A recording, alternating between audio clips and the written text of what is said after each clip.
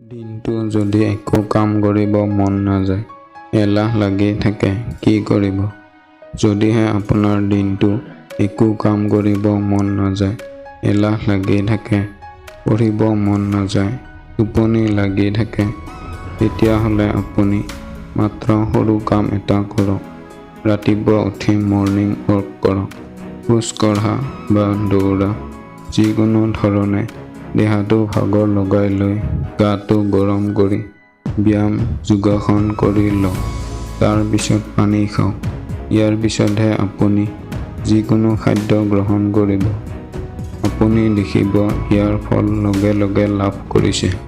দিনটো খুব ভালদৰে পাৰ কৰিব পাৰিছে। যদিহে আপুনি এই অভ্যাসটো দৈনন্দিন জীৱনত বৰ্তাই ৰাখিব পাৰে, আপুনি জীৱনত বহুত কাম কৰিব পাৰিব আৰু বহুত আগুৱাই যাব পাৰিব।